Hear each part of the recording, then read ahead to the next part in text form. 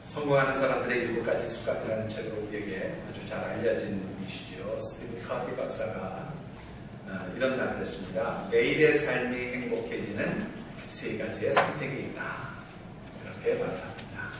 자, 어떤 선택이 우리의 삶을 행복하게 만들 수 있을까요? 그 첫 번째 선택은 행동의 선택이 있다고 말합니다.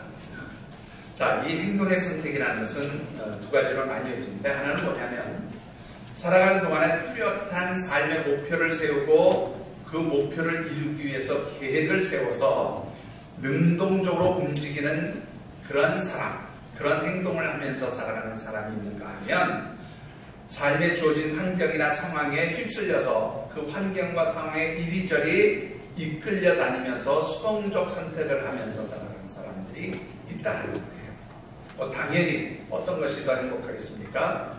능동적인 선택을 하면서 살아가는 사람들이 더 행복하다라는 것이지요. 자, 2번째 선택은 목적의 선택이 있다고 말을 합니다. 자, 삶의 목적을 어디에 두고 살아가느냐, 그것을 선택하는 것에 따라서 행복해질 수도 있고 불행해질 수도 있다는 거예요. 자, 그런데 그러면 어떤 목적을 선택하면서 살아야 되느냐, 그것을 말하고 있지는 않지만 예를 들어서 이런 것을 아마 설명드리면 좋을 것 같습니다. 자, 여러분들 돈을 버는 목적이 무엇입니까? 여러분들 돈을 벌기 원하십니까? 여러분들은 다 이 하늘의 소망을 두고 사시는 분이라서 돈을 조금 싫어하시는 분이에요. 목사만 이 땅의 사람인가 봐요. 저는 돈이 참 좋은데. 자, 돈을 버는 목적, 먹고 살기 위해서 돈을 번다. 별로 행복하지 않겠죠? 어떤 분은 실제로 그런 분 저도 보았어요. 왜 돈을 버십니까? 그러면 더 많은 돈을 가지고 싶어서 돈을 법니다. 그렇게 얘기하는 분도 있어요. 자, 그런데 어떤 분은 내가 돈을 버는 목적, 하나님의 영광을 위해서 나는 돈을 봅니다. 혹은 어떤 분은 어려운 이웃들을 돕기 위해서 나는 돈을 봅니다. 아마 삶의 기쁨이 달라질 거라고 생각합니다. 바로 내가 살아가는 삶의 목적이 어디에 있느냐에 따라서 그 삶이 행복할 수도 있고 그렇지 않을 수도 있다는 거죠. 3번째로는 원칙의 선택이 있다고 말을 합니다. 이 원칙의 선택은 살아가는 동안에 합법적이고 정직하고 성실하게 살아갈 것이냐, 아니면 적당한 불법과 편법을 저지르면서 그렇게 살아갈 것이냐에 대한 선택이 있다는 거예요. 예를 들면 어떤 사람들은 법을 어기는 불법적인 방법이나 혹은 법의 허점을 교묘하게 이용하는 그러한 편법적인 방법을 통해서 또는 부정하거나 부정직한 어떤 그러한 방법들을 통해서 자신이 원하는 것들을 추구하면서 살아가는 사람이 있다는 거죠.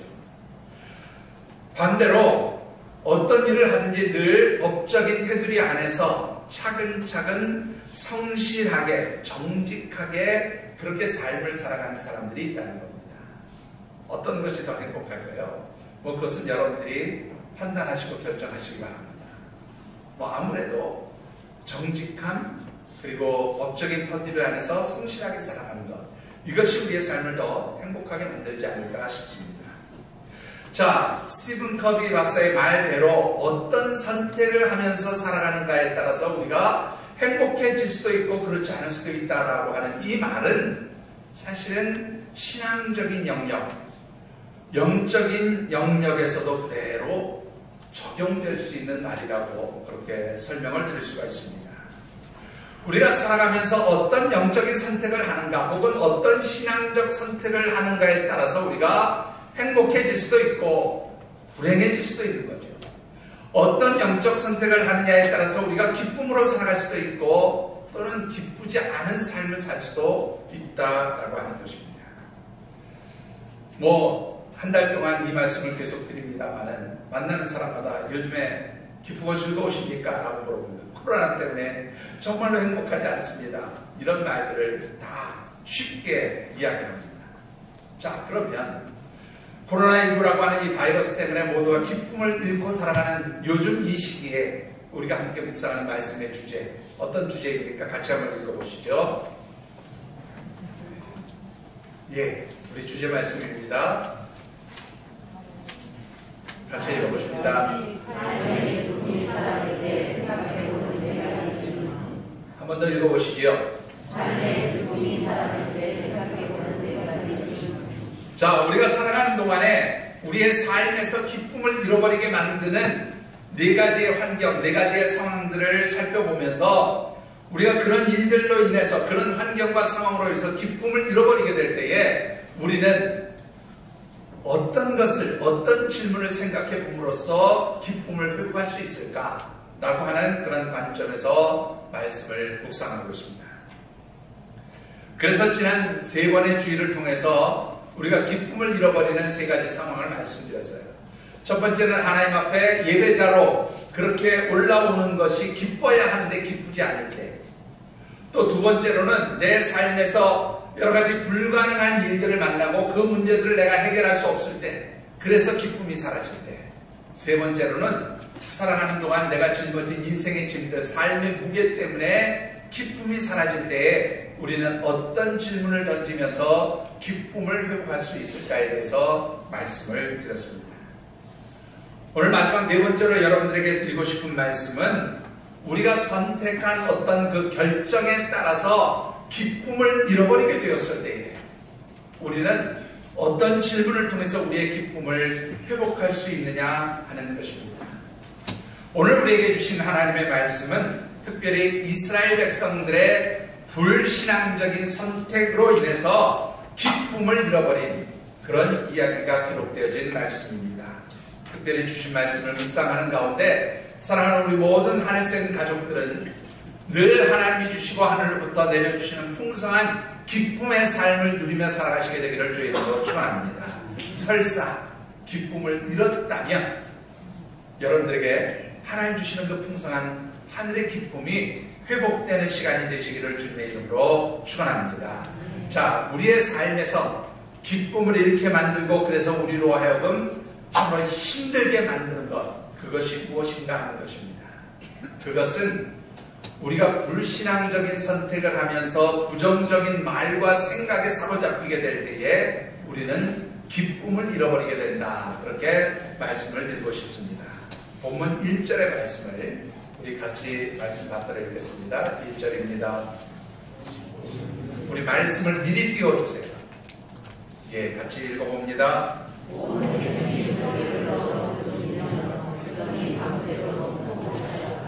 자, 이 말씀 우리가 너무나 잘 아는 말씀이지요. 이스라엘 백성들이 애굽 땅을 떠난 지 한 1년 정도의 시간이 지난 뒤에 이제 하나님께서 이스라엘 백성들을 약속하신 가나안 땅에 들어가게 하시기 위해서 가데스 바네아라고 하는 곳까지 이제 이르게 하십니다. 그리고 이 가데스 바네아에 도착한 이스라엘 백성들은 이제 자신들의 제안에 따라서 모세가 선발한 12명의 정탐꾼들을 가나안 땅으로 이제 정탐하도록 파견을 하게 되어지죠. 그리고 이 12명의 정탐꾼들은 가나안 땅을 두루 살펴보고 와서 이제 이 백성들 앞에서 정탐 보고를 하게 되어집니다. 자, 그런데 이 12명의 정탐꾼 중에서 여호수아와 갈렙을 제외한 10명의 정탐꾼과 여호수아와 갈렙 이 2명의 정탐꾼이 각각 상반된 정탐 보고를 하게 되어진 것이죠. 자, 그런데 이 12명의 정탐꾼 중에서 10명의 정탐꾼의 그 정탐 보고를 들은 이스라엘 백성들이 오늘 본문에 보니까 밤을 새워 통곡하였다. 그렇게 기록한 것입니다. 여기서 통곡한다는 말은 말 그대로 크게 소리 높여서 울며 자신의 슬픔을 표현하는 말입니다. 그러니까 이스라엘 백성들이 10명의 정탐꾼으로부터 전해들은 정탐 보고를 듣고 기쁨을 잃어버린 채 큰 슬픔에 빠졌다. 그런 말이죠. 자, 이 원문을 조금 더 살펴보면요, 이스라엘 백성들이 정탐꾼의 보고를 직접 들은 것은 아닌 것으로 보여집니다. 왜냐하면 1절 말씀을 보니까 온 회중이 소리를 높여 부르짖으며 백성이 밤새도록 통곡했다. 그렇게 기록하고 있는데 회중과 백성이 다른 의미예요. 회중은 어떤 뜻인가 하면 이스라엘 백성들을 대표하는 백성들의 대표자, 곧 지도자들을 의미합니다. 장로라든가 혹은 천부장, 백부장, 50부장 이렇게 이스라엘 백성들에게 세워진 그런 지도자들을 본문에서는 회중이라고 표현을 하고 있어요. 그리고 백성들은 말 그대로 전체 이스라엘 백성들을 의미하고 있는데, 자, 중요한 것은 뭐냐면 정탐꾼들이 와서 정탐 보고를 했을 때에 처음에 그 보고를 들은 사람들은 누군가 하면 백성들의 대표자인 장로들이나 혹은 천부장, 백부장, 50부장 이런 지도자들이 먼저 그 말을 들었어요. 그리고 나서 이 말을 지도자들이 가서 백성들에게 전달을 한 겁니다. 어쨌든 이 정탐꾼들이 보고한 내용을 지도자들이 듣고 그 지도자들이 전해주는 말을 들은 백성들이 기쁨을 잃어버리고 슬픔에 빠지게 되었다, 그런 말이에요. 자, 그렇다면 이 지도자들이나 이스라엘 백성들 전체가 기쁨을 잃고 슬픔에 빠지게 되어진 그 정탐 보고의 내용이 무엇이냐는 거예요. 여러분들 참고 말씀이지만 우리 민수기 13장 27절과 28절의 말씀을 같이 한번 읽어보시죠. 27절입니다.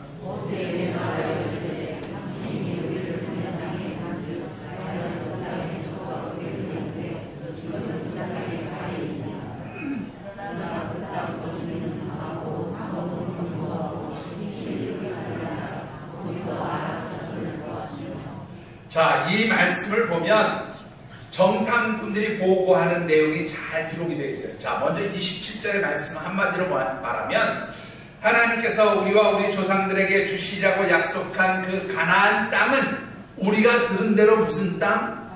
젖과 꿀이 흐르는 아주 좋은 땅입니다 라는 보고예요. 28절의 내용은 무엇입니까? 그런데 그 땅에 거주하는 가나안 원주민들은 어떤 사람들이에요? 강한 사람들입니다. 그리고 그들이 사는 성읍은 어떻게 해요? 견고하고 심이 커서 어떻다고요? 아주 튼튼한 그런 도성으로 세워져 있습니다. 그런데 특별히 그 가나안 사람 중에는 아낙 자손도 있었습니다. 이런 내용이에요. 자, 여러분들 한번 보십시다. 이게 보고의 핵심 내용이잖아요. 그죠? 그러면 27절에 기록되어진 정탐 보고 내용 때문에 이스라엘 백성들이 슬퍼하는 겁니까? 아니면 28절에 기록된 내용 때문에 이스라엘 백성들이 슬퍼하는 겁니까? 어떤 거예요? 27절입니까? 28절입니까? 둘 중에 하나 찍는 건데 그것도 못 찍으세요. 여러분들 어떻습니까? 27절에 28절. 여러분들 잘 생각해 보시면 둘 다 아니에요. 이 정탐 보고 자체는 그냥 사실적인 말을 한 것뿐이에요. 팩트예요. 그냥 팩트를 전한 것뿐이에요. 사실을 전한 것뿐이에요. 실제로 이스라엘 백성들이 슬퍼하게 된 이유는 이 정탐꾼들이 보고하는 말 중에 부정적인 말, 부정적인 생각 때문에 그들이 슬퍼하게 된 것이다. 그렇게 말씀을 드릴 수가 있어요. 자, 한번 보십시다. 여러분들 참고 말씀인데 민수기 13장 31절을 한번 같이 받들어 읽어보겠습니다.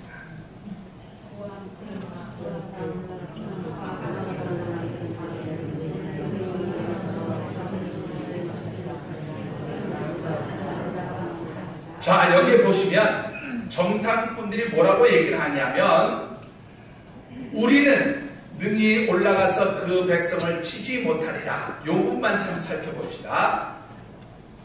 그 백성을 치지 못한다라는 말은 공격하지 못한다 그런 말이에요. 그런데 능히 올라가다라는 말은 올라갈 수 있다는 말이 아니고요. 이 올라가다는 말은 못한다는 말과 연결이 되어 있어요. 그래서 이 말은 원문의 뜻을 보면 이중부정입니다. 무슨 말이냐면 우리는 그곳에 올라가지 못할 것이다. 그리고 우리는 그 가나안 백성을 공격하지 못할 것이다. 그 이유는 그들은 우리보다 뭐하기 때문이다? 강하기 때문이다. 이런 말입니다. 가나안 땅에 갈 수 있다? 없다? 갈 수 있어요? 없어요? 이 보고대로라면 갈 수 없다. 그들과 싸워서 이길 수 있다 없다? 없다. 진다. 이런 말이에요. 왜냐하면 그들은 강하기 때문이다. 다 부정적입니다. 그런데 여러분들 한번 생각해 보십시다. 이 정탐꾼들이 정탐을 하러 들어가서 가나안 사람들과 싸워왔을까요? 정탐하러 들어간 사람들이 야 한번 싸워보자. 네가 센지 내가 센지 한번 붙어보자. 그랬겠어요? 정탐은 말 그대로 은밀하게 다녀오는 거잖아요. 자신들이 이스라엘 백성인 것을 드러내지 않도록 아마 이 가나안 사람들처럼 변장하고 이 가나안 원주민처럼 그렇게 행세하면서 이 가나안 땅을 돌아다녔을 것입니다. 혹이라도 싸움이라도 붙을라 치면 어떻게 해요? 양보했겠죠. 왜? 걸리면 안 되니까. 그렇잖아요. 그러니까 실제로 이 정탐꾼들이 보고한 내용을 보면 가나안 사람들이 등치도 크고 키도 크고 뭐 힘도 좀 세어 보일 것 같은 그런 느낌은 받았지만 실제로 싸워본 것은 아니에요. 그렇죠? 싸워본 것은 경험적인 얘기가 아니에요. 그냥 그들이 키도 크고 좀 등치도 크고 힘 좀 쓸 것 같고 그러니까 저 사람들과 싸우면 좀 우리가 좀 요즘 아이들의 표현대로 하면 째지 않을까? 내가 좀 밀리지 않을까? 내가 좀 맞지 않을까? 지지 않을까? 이렇게 두려워한 거죠. 그런 두려운 생각을 가져요. 자, 그런데 할 수 없다, 불가능하다, 안 된다 라고 하는 이 부정적인 생각, 그들과 싸워서 우리는 이길 수 없다, 그렇기 때문에 우리는 그 땅에 갈 수도 없다 라고 하는 이 부정적인 말들이 어디로부터 나왔느냐는 거예요. 33절을 읽어보십시다. 13절 33절입니다.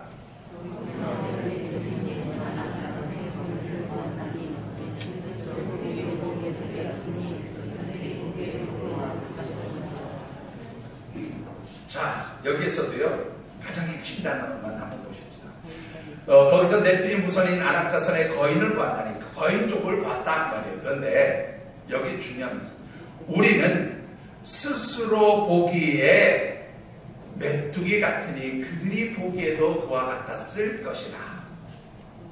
이 말을 잘 보세요. 우리가 보기에, 이 말은 우리가 생각하기에 그 말이죠. 우리가 판단해 보건대 그 말이에요. 그러면 그 판단의 근거, 생각의 근거가 뭐냐는 거예요. 근거 없어요. 그냥 단지 눈에 보일 때 그들이 커 보이는 것 뿐이에요. 그들이 거인족처럼 보이는 거예요. 그들보다 우리가 좀 등치가 작다고 보이는 것 뿐이지 어떤 경험적인 근거를 가지고 그들이 더 강하다, 그들이 우리보다 힘이 세다, 그래서 그들 앞에 우리는 메뚜기와 같은 존재일 것이다 라고 말할 수 있는 근거가 없다 그 말이에요. 이것은 단지 부정적인 생각에서 비롯된 추측이에요. 맞죠? 아까도 말씀드렸잖아요. 직접 경험은 말 아니잖아요. 경험이 아니라 자신들이 가지고 있는 그 생각에 그들은 우리보다 강할 것이다 라고 생각했다는 거예요. 그런 부정적인 생각이 할 수 없다, 못한다, 불가능하다, 가나안 땅에 들어갈 수 없다, 그들을 공격해서 이길 수 없다 라고 하는 정탐 보고를 내게 됩니다. 여러분들 한번 잘 생각해 보세요. 가나안 땅이 어떤지 그건 중요하지 않아요. 그 땅을 표현하는 사람들이 어떻게 표현했어요? 부정적으로 말하고 부정적인 생각을 보태서 백성들에게 들려주었다라는 것이지요.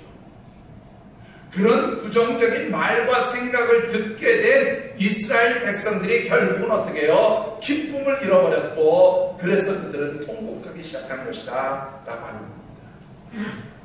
자, 그렇다고 한다면 왜 이런 부정적인 생각, 부정적인 말에 사로잡혀서 살게 되어지느냐 하는 것입니다. 그것은 바로 선택의 문제예요. 부정적인 선택, 부정적인 말, 부정적인 생각을 선택하는 것은 제가 미리 말씀을 드리면 불신앙적인 겁니다. 불신앙적인 생각을 가지고 살아가는 사람은 늘 부정적인 선택, 부정적인 말과 부정적인 생각을 하게 되는 거예요. 그런데 믿음의 사람들은, 신앙적인 사람들은 긍정적인 생각과 긍정적인 말을 하게 되어 있다는 것이지요. 여러분들 그 증거가 어디 있습니까? 본문 7절과 8절의 말씀을 우리 같이 한번 받들어 읽어봅니다.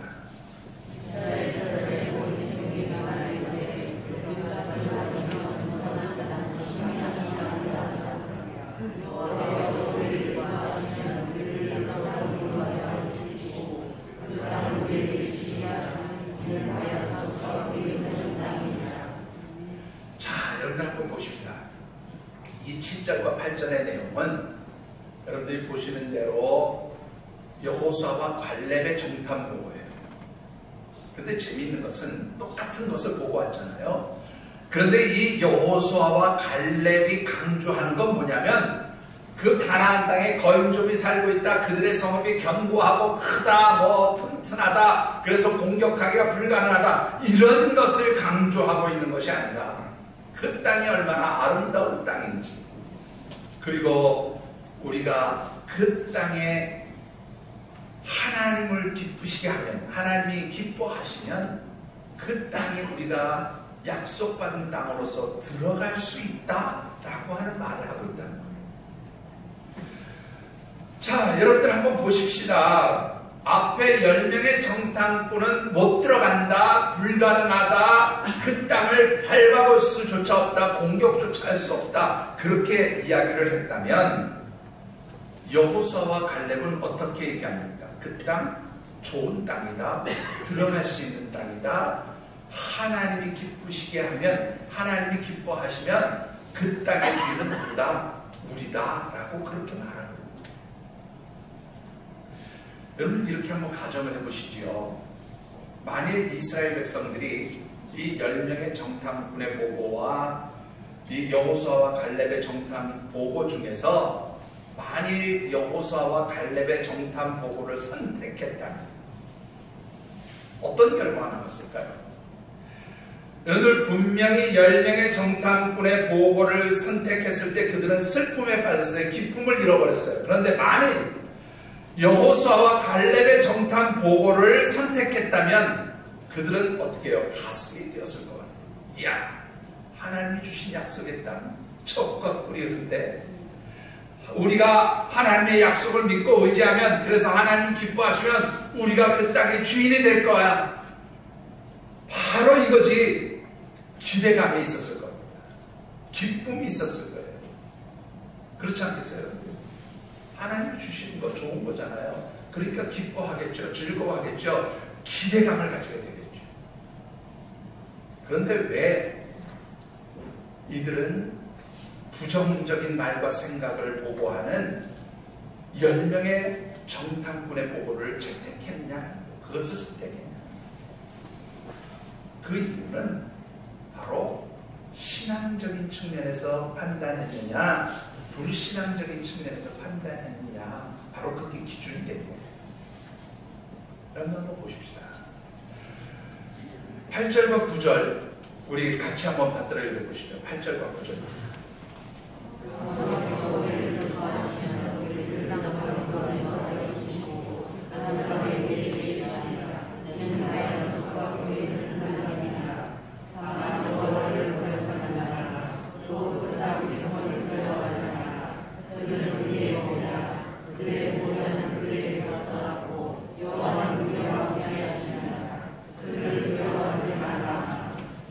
여러분들 8절을 보세요. 이 여호수아와 갈렙이 우리가 가나안 땅에 들어갈 수 있다라고 말하는 근거가 있어요. 여기 보시면 여호와께서 우리를 기뻐하시면, 그렇게 되어 있는데 이 말은 무슨 뜻이냐면 하나님께서 우리와 우리의 조상들에게 약속하신 그 가나안 땅, 그곳에 들어가게 하시겠다고 하는 약속을 믿고 그 약속을 붙들기만 하면, 그래서 하나님이 그 우리의 모습을 기뻐하시게 되면 그 다음에 그 땅은 누구의 것이다? 우리의 것이다. 하나님 그것을 우리에게 주실 것이다. 그렇게 말하고 있는 거죠.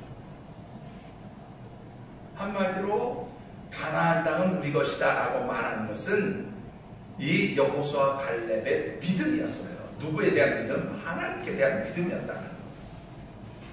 여러분들 한번 9절까지 잘 말씀을 보시면요, 그러면 여호수아와 갈렙은 그 가나안 땅에 사는 안악자손 거인족속 그들의 그 거대하고 큰 성읍을 못 봤기 때문에 이런 소리를 했느냐? 그게 아니에요. 그들도 봤어요. 구절을 보세요. 여기에 보면 뭐라고 얘기해요?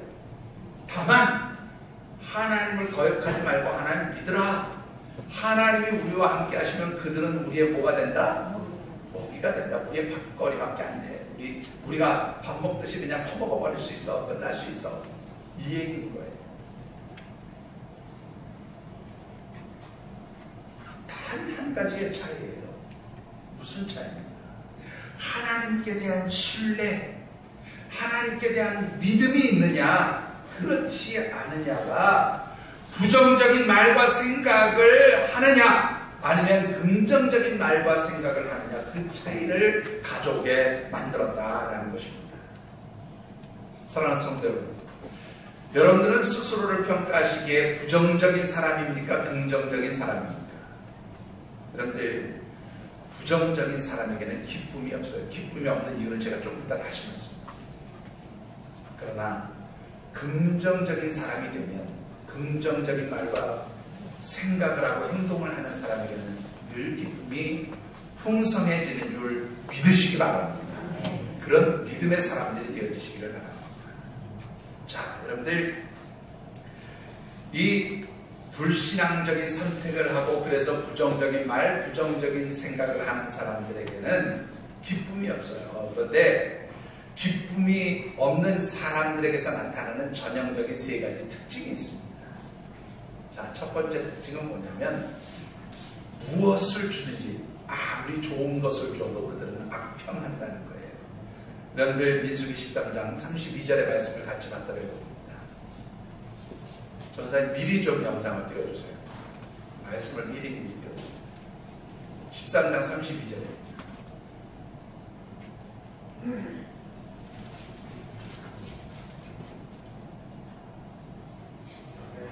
32절이에요.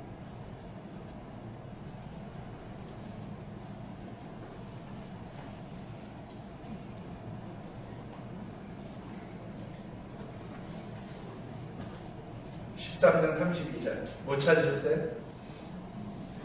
일부에 있었는데, 예, 읽어보십시다 같이.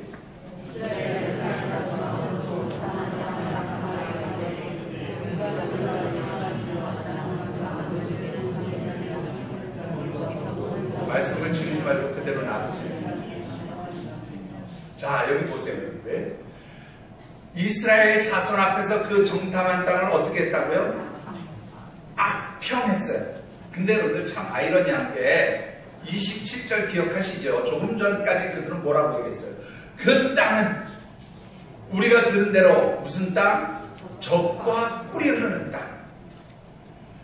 최고의 땅이라는 거예요. 복받은 땅이라는 거예요. 하나님에게 주신 축복의 땅이라는 거예요. 그런데 그 좋은 땅을 하나님에게 주시겠다고 이야기했는데 그 땅에 대해서 32절에 보니까 뭐라고 했어요? 악평하였다. 그렇게 얘기해요. 여러분들, 부정적인 사람들은요, 아무리 좋은 것을 줘도, 최고의 것을 줘도 항상 그 입에서는 뭐예요? 나쁘다, 싫다, 이거 안 좋은 것이라고 그렇게 악평한다.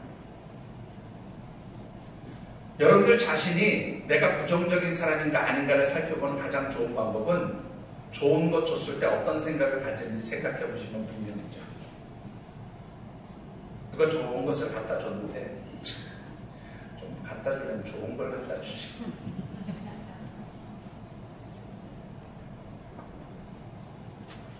여러분들 한번 생각해보세요. 똑같은 걸 봐도, 예? 어떤 목사님 그런 얘기를 하더라고요. 어떤 성도가 수박을 하나 가져왔대요. 이 수박을 먹으니까 별로 한번 달지가 않았나 봐요. 그랬더니 목사님이 그랬다는 거예요. 아, 그놈 수박 되게 맛없네. 긍정입니까, 부정입니까? 네? 긍정입니까, 부정입니까? 네? 이건 부정이에요. 부정. 성도들이 가져온 걸 맛있게 먹어야 그게 긍정의 목살이 더럽게 맛없네. 그럼 이거 많이 되겠어요. 사모님은 뭐라 그랬어요? 더럽게 맛이 없는 거는 이 수박이 맛이 없는 게 아니라 당신 마음이 맛이 없는 거예요. 이 수박 껍질 가지고 껍질 벗겨내고 잘 채를 쳐서 무쳐 먹으면 그것도 얼마나 맛있는 나물이 될 것이고, 더운 여름에 달지는 않지만 수박을 통해서 수분을 공급받으면 그것도 얼마나 좋습니까? 그런데 생각의 차이입니다. 생각의 차이. 부정의 사람들은 아무리 좋은 걸 줘도 항상 뭐예요? 악평이에요. 나쁘다고. 두 번째로요, 부정의 사람들이 가지고 있는 특징은 원망과 탓함입니다. 여러분들 2절, 14장 2절의 말씀 같이 읽어보실까요?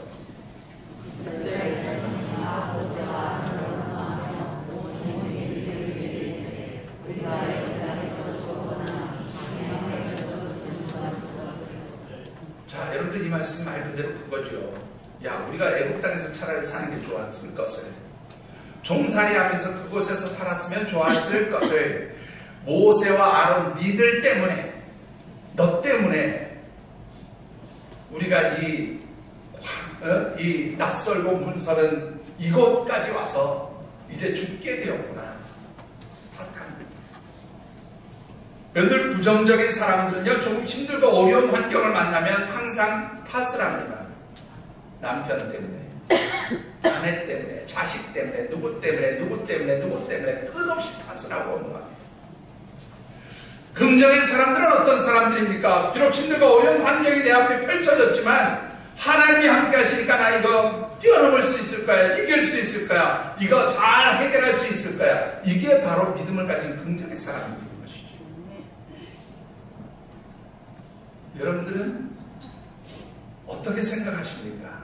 무슨 일이 생기고 힘들고 어려우면 누구 때문에, 너 때문에, 자식 때문에, 남편 때문에, 아내 때문에 내가 이렇게 고생하지 그러십니까? 아니면 뭐까지껏 하나님이 함께 하시니까 이겨낼 수 있을 거야 라고 생각하십니다. 자, 여러분들 세 번째, 부정적인 사람들의 세 번째 특징, 어떤 특징입니까? 기우하면서 산다는, 기우를 가지고 산다. 제가 한자어로 표현해놨는데 먼저 말씀을 한번 읽어보시죠. 3절 우리 같이 받들어 읽어보겠습니다. 14장 3절입니다.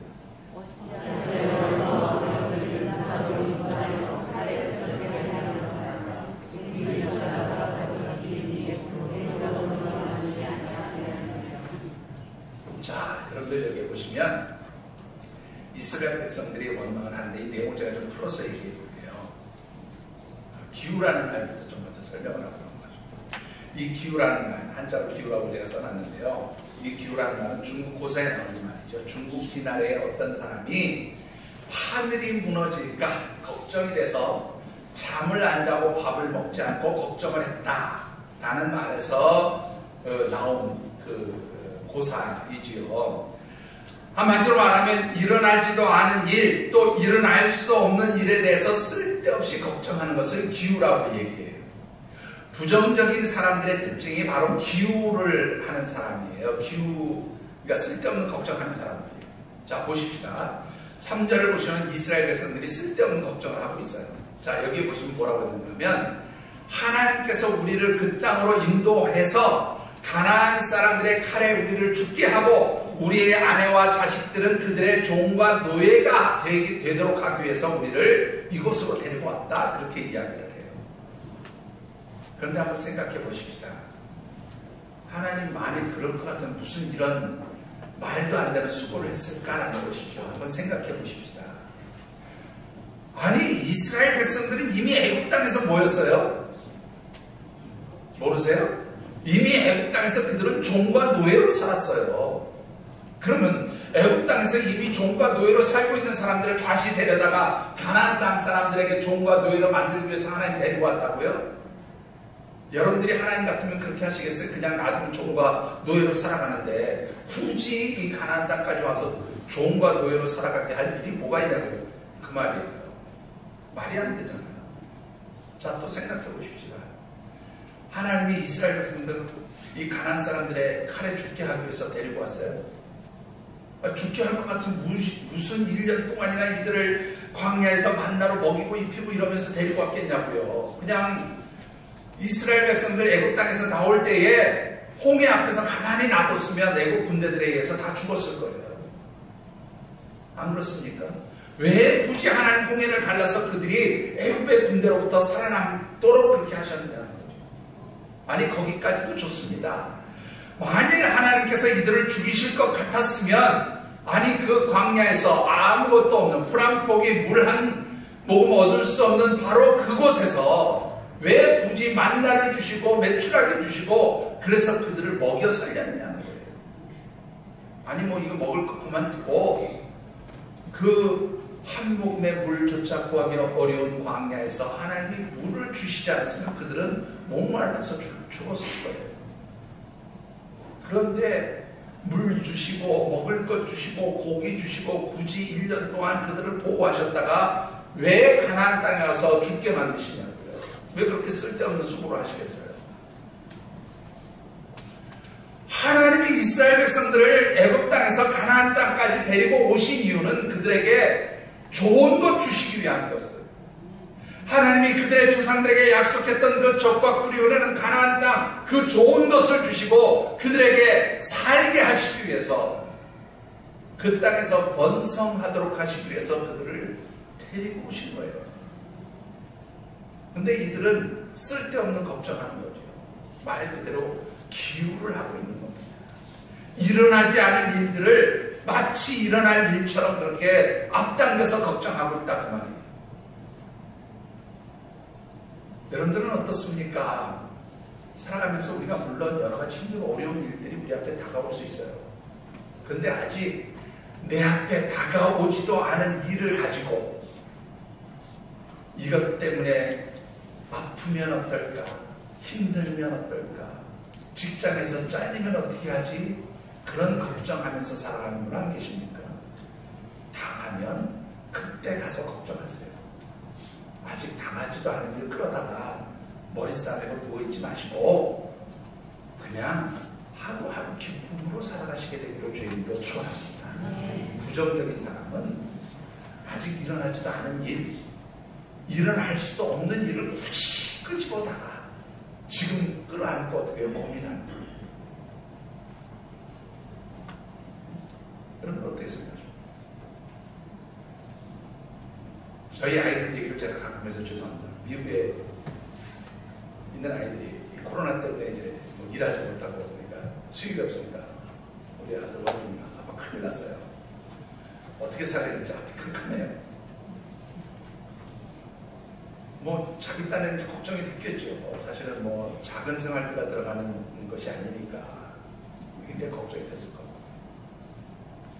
그래서 제가 뭐라고 그랬어요? 뭔지 아세요? 야, 그거는 그때 가서 걱정해. 집세 낼 때 가서 걱정해. 뭐 아직 한 달이나 남았는데 한 달 뒤에 집세 낼 걸 지금부터 걱정하는. 그때 가면 하나님께서 어떻게든 해결해 주시겠지. 어쨌든 네가 아빠 엄마한테 얘기했으니까 아빠 엄마가 어떻든 같이 방법을 찾아보면 되겠지.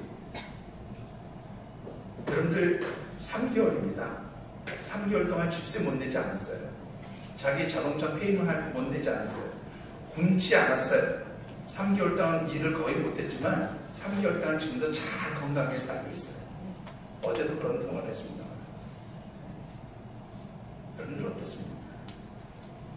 환경을 보면 부정적으로 보일 수밖에 없는 그런 환경이 있어요. 그런데 하나님의 사람들은 그 부정적인 환경을 보면서 걱정하는 사람 아니에요. 염려하는 사람이 아니에요. 누가 있기 때문에? 하나님이 있기 때문에 그냥 하나님 때가 되면 채워주시겠지. 해결해 주시겠지. 하나님이 다 이 모든 것에 필요한 것들을 준비해 놓으셨을 거야. 이 믿음을 가지고 사는 사람이 바로 긍정의 사람들이고 믿음의 사람들이고, 여러분들의 삶이 이런 믿음 안에서 긍정의 말과 긍정의 생각을 하며 살아가는 그런 성도들이 되어지시기를 주님으로 축원합니다. 여러분들, 만일 저와 여러분들이 이런 부정적인 생각, 부정적인 말에 사로잡혀 있는 불신앙의 선택을 했다면 어떻게 해야 될까요? 이럴 때 어떤 질문을 한번 생각해 보는 것이 좋겠습니까? 여러분들 11절에 우리가 생각해 보아야 할 질문이 있어요. 같이 읽어보겠습니다.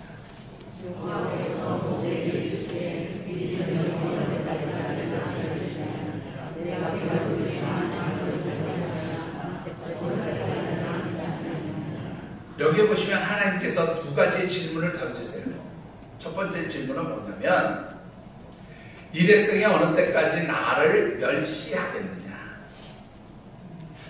내가 하나님을 멸시하고 있나? 이 질문을 한번 생각해 보실 필요가 있어요. 내가 부정적인 생각을 한다면. 자, 왜 이 질문을 생각해 볼 필요가 있냐면 여러분들이 멸시한다는 말은 말 그대로 경멸한다는 말이죠. 싫어한다는 말이에요. 무시하고 업신여긴다 뭐 이런 뜻이 멸시하다는 말이 포함되어 있는 뜻이지요. 그런데 이 멸시한다는 말이 하나님과 연결되어져서 사용되면 어떤 뜻이 되는가 하면 싫어서 버린다는 뜻이 돼요. 하나님이 지독히도 싫어서 하나님이 보기 싫어서 나는 하나님을 어떻게 해요? 버리겠다라고 말하는 게 멸시한다는 뜻이에요. 그러니까 이스라엘 백성들이 하나님 주신 언약의 말씀이 있어요. 하나님 주신 축복의 언약들이 있는데도 불구하고 이 말씀을 믿지 못하는 것을 하나님은 뭐라고 얘기하냐면 이 백성이 나를 싫어서 버리는 행동을 하고 있다 그렇게 표현을 합니다. 여러분들 한마디로 말하면 하나님 나하고 동행하는 건 나 싫어요. 하나님 나를 떠나가 주세요. 이런 말입니다. 여러분들 어떻습니까? 한번 여쭤보겠습니다. 하나님이 여러분들과 함께 하시지 않고 하나님이 떠나가기를 원하십니까? 원하시면 아멘 한번 해보시죠. 아무도 아멘 한 분 안 계십니다. 하나님 함께 있는 거 원하시잖아요. 하나님이 함께 있는데 왜 내가 걱정하냐 말이죠. 하나님이 함께 하심을 믿는 사람들은 걱정할 일이 없는 거예요. 부정적인 말을 할 필요가 없어요. 왜? 누가 해결하실 거니까. 이스라엘 백성들이 가나안 땅 들어와서 그 아낙 자손을 자신들의 힘으로 물리쳤어요. 그들의 견고한 여리고성을 자기들의 힘으로 물리쳤어요. 누가 해결했어요? 하나님이 하셨잖아요. 그러니까 하나님이 함께 하심을 믿는 사람은 환경과 상황이 그렇게 중요하지 않아요. 누가 해결할 것이기 때문에 하나님이 해결해 주실 것이기 때문에 별로 걱정할 일이 없는 거예요. 이게 믿음인 거죠. 그러니까 여러분들이 자꾸 뭐가 걱정이 되고 뭐 환경의 상황이 형편이 힘들고 어렵다고 생각해서 그렇게 자꾸 여러분들이 부정적인 생각을 하면 혹시 내가 하나님과 동행하는 것을 싫어하는가? 이 질문을 한번 생각해 보시라고 말이에요. 두 번째로 하나님 또 질문하신 게 있네요. 어떤 질문하셨습니까? 마지막에 보면 이 백성이 어느 때까지 나를 구하지 않겠냐? 믿지 않겠느냐? 이렇게 물어보세요. 이 믿다라고 하는 말을 히브리 원문에 보면 아멘, 아니 아만이라는 단어가 있어요. 아만. 이 아만이라는 말이 말 그대로 우리가 지금 하고 있는 아멘이라는 말의 원형이에요. 아멘이 무슨 뜻입니까? 예? 하나님이 말씀하신 대로 이루어지는 것을 내가 믿습니다. 그렇게 얘기하는 게 아멘이에요. 이건 저한테 문제가 있어서 그런 것 같은데 우리 한생 교인들은 참 아멘에 인색해요. 여러분들이 다 묻는 거 보니까 동의하시는 거예요. 이 말씀이 내게 주시는 하나님의 말씀입니다. 그러면 아멘 해야 되는데 그냥 여러분들 오늘 주신 하나님의 말씀을 믿으십니까? 아멘. 예, 좀 이렇게 아멘 소리를 해보세요. 여러분들 이 아멘이 왜 중요하냐면 아멘 할 때에 바로 그 하나님 주신 축복의 약속이 누구의 것이 된다는 거예요? 내 것이 된다라고 그렇게 말씀하고 있어요. 여러분들 바로 이스라엘 백성들이 부정적인 생각으로 산다, 부정적인 말을 한다. 이 말은 다른 말로 표현하면 믿음이 없는 거예요. 아멘의 신앙이 없는 거예요. 하나님을 신뢰하는 믿음이 없는 거예요. 아멘의 신앙이. 여러분들 이런 부정적인 말과 생각을 벗어나기 위해서 꼭 필요한 게 그래서 뭐냐면 외우게 될 게 뭐냐면 아멘의 신앙. 하나님 주신 말씀입니다. 아멘. 하나님의 약속입니다. 아멘. 이런 아멘이 여러분들의 입술에 열매가 되어지시기를 주의 이름으로 축원합니다. 아멘. 아멘이라는 소리는 축복을 부르는 소리예요.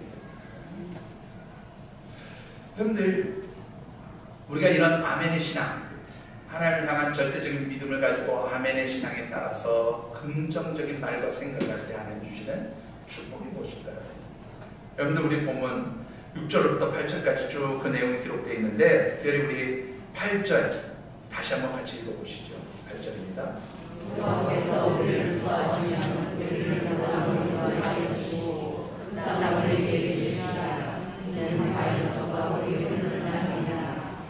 자, 하나님 주신 그 약속의 땅 우리 거예요. 그리고 실제로 그 약속의 땅에 들어간 사람 누구? 여호수아와 갈렙만이 이 12명의 정탐꾼 중에서 2사람만이 그 땅에 들어갔습니다.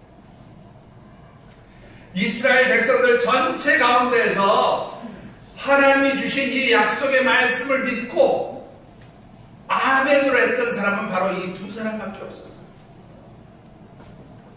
그래서 나머지 애굽 땅을 떠날 때 20세 이상이 되었던 사람들은, 출애굽 1세대들은 다 광야에서 죽고 이 땅에 들어가지 못했어요. 여러분들, 아멘의 신앙은 조금 전에도 말씀드렸지만 하나님 주신 축복의 언약을 내 것으로 만드는 그러한 능력의 말이, 능력의 생각이 되어지는 줄 믿으시기 바랍니다. 제 말이 아니고 성경에 그렇게 기록하고 있어요. 고린도후서 1장 20절 말씀을 같이 읽어보십시다. 하나님의 약속은 얼마든지 주 안에서 우리가 되니 그것은 그로 말미암아 우리가 아멘하여 하나님의 영광을 드리리라. 자, 여기 보시면 하나님의 약속, 하나님이 우리에게 주신 많은 축복의 언약들이 있는데, 이 축복의 언약들은 예수 그리스도 안에서 예가 된다는 거예요. 전사님, 우리 전사님 오늘 좀 의미하신 것 같은데. 자, 예가 된다는 거예요. 그런데 여러분들, 이 예가 된다는 말은 그 말씀 그대로 이루어지게 된다는 거예요. 그런데 그 말씀 그대로 이루어지게 되는 것을 가능하게 하는 말이 뭐냐면, 우리가 그리스도 안에서 무엇하여? 아멘하여. 그 말. 아멘 할 때의 그 하나님 약속의 말씀이 예수 그리스도 안에서 그대로 이루어지는 말씀이 되는 것입니다 라는 뜻이에요. 그래서 그 이루어지는 것을 통해서 우리가 누구에게 영광을 돌리게 돼요? 하나님께 영광을 돌리게 되는 것입니다. 그런 뜻입니다. 사랑하는 성도, 여러분들이 하나님께 대한 절대적인 믿음과 신뢰를 가지고 긍정적인 말과 긍정적인 생각을 하면서 살아가시는 그런 우리 아멘의 신앙의 사람들이 되어주시길 주님으로 축원합니다. 말씀을 냈습니다. 그런데 미국의 그 대통령 중에서 여러 성공한 대통령, 또 불우한 그런 대통령이 있었다고 그렇게 생각이 되어지는데, 여러분들, 미국의 대통령 가운데 아주 유명했던 대통령 중에 하나가 케네디 대통령이죠. 근데 저는 이 케네디 대통령은 성공한 대통령이었다기보다는 불우한 대통령이었다고 그렇게 생각합니다. 근데 이 케네디 대통령이 왜 불우한 대통령이었는가를 좀 말씀드리고 싶은데, 케네디 대통령이 취임식을 할 때에 프랑스의 드골 대통령이 와서 축하를 하는 메시지를 전했다고 해요. 근데 그 축하 메시지가 이런 내용이었다고 합니다. 케네디 대통령, 당신은 세계에서 가장 큰 힘을 쥐고 있습니다. 당신의 손에 있는 그 힘으로 인해서 세계의 역사와 운명을 좌우할 수 있습니다. 그러기에 당신 곁에는 노련한 전문적 지식을 지닌 수많은 보좌관들이 함께 할 것입니다. 만일 당신의 나라나 혹은 세계 가운데 여러 가지 문제가 생기면 그 많은 보좌관들은 각기 자기가 가지고 있는 여러 가지 전문적인 지식을 통해서 당신에게 조언을 할 것이고, 또 당신은 그 보좌관들, 이 사람 저 사람의 말을 듣게 될 것입니다. 한 가지 중요한 것은 당신은 그 당신을 보좌하고 있는 많은 보좌관들의 말을 경청할 수 있어야 합니다. 그런데 무엇보다 중요한 것은 그 많은 사람들의 이야기를 듣다 보면 판단하고 결정하기가 쉽지 않을 것입니다. 그런데 마지막 판단과 결정을 하는 그 어떤 선택을 해야 할 때에는 아무도 없는 곳에서 혼자 조용히 하나님 앞에 묵상하고 가장 당신의 깊은 속에서 우러나오는 하나님의 음성을 듣고 선택하고 결정하시기 바랍니다. 링컨을 비롯한 당신 나라의 성공한 지도자들은 자신의 생각이나 뜻보다 기도하면서 하나님의 뜻을 묻고 선택하고 결정했던 사람들입니다. 그렇게 조언을 했다는 거예요. 그렇게 축하 인사를 했다는 거예요. 근데 여러분들, 케네디는 이런 좋은 권면 축하의 인사를 받았지만 그는 실제로 하나님 뜻에 따라 선택하고 살았던 사람이 아니었던 것 같아요. 왜냐하면 여러분들, 미국에서 케네디 대통령 이전까지는 모든 공립학교와 학교에서 예배를 드리고 아침에 주기도문과 사도신경을 외우고 그렇게 신앙의 행사를, 신앙적인 예배를 드리고 나서 학교 수업이 시작됐어요. 근데 이 케네디 대통령 때에 바로 모든 공교육에서 신앙적인 활동들을 하는 것을 다 금하는 법안을 만들었어요.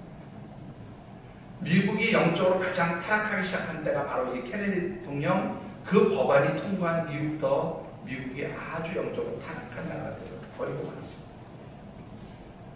저는 그 결과가 그의 비참한 죽음을 가져오게 되었다고 저는 그렇게 생각합니다.